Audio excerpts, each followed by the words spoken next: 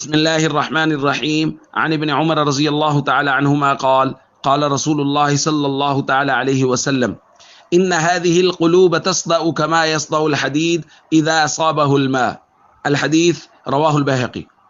نبی کریم صلی اللہ علیہ وسلم نے ارشاد فرمایا بے شک ان دلوں کو زنگ لگ جاتا ہے جیسا کہ لوہے کو زنگ لگ جاتا ہے جب اس کو پانی پہنچتا رہے۔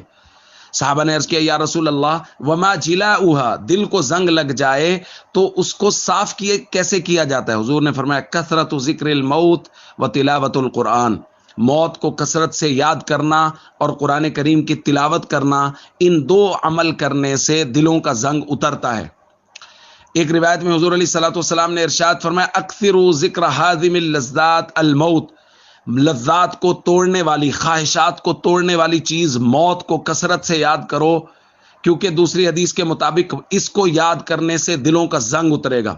جب خواہشات نے دلوں کو جکڑا ہوا ہے تو پھر موت ہی کا کوڑا ہے جو، یا موت ہی کی یاد ہے جو ان خواہشات کے چنگل میں پھنسے ہوئے دل کو نکال سکتی ہے۔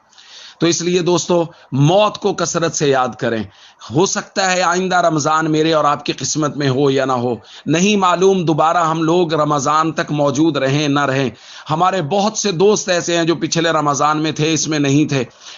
بہت سے لوگ ایسے ہوں گے جو اس رمضان میں ہیں، اگلے رمضان میں نہیں ہوں گے۔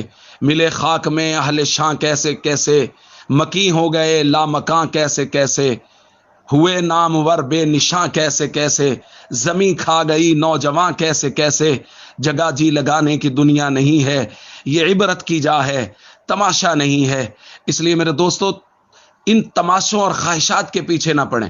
5 وقت کی نماز، رمضان المبارک کے روزے اور جو وقت باقی ہے اس کو انتہائی قیمتی جانیں، اپنے گناہوں کی معافی مانگیں، اللہ کے سامنے روئیں گڑ گڑائیں اور اللہ رب العزت سے وعدہ کریں رمضان ہو یا غیر رمضان ہو، فرائض و ارکان اسلام میں سستی نہیں ہوگی۔ نبی پاک صلی اللہ علیہ وسلم کے طریقوں کے مطابق زندگی گزارنے کی کوشش کریں گے۔